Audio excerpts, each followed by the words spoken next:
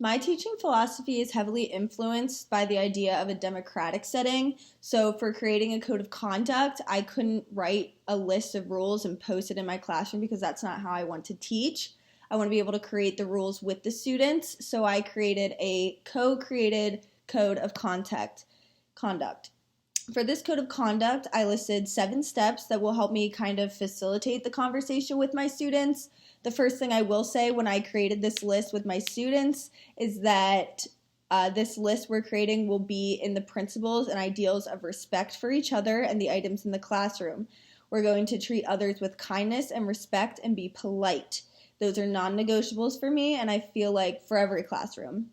But then I'm going to have a discussion with my students and ask them, what were some things you liked last year in your previous learning experiences, and what are some things you didn't like? They may have loved how this one teacher did an activity of drawing or something, but then they hated that they had homework every single night. So we can just talk back and forth as a class and converse and be like, what did we like and what didn't we like?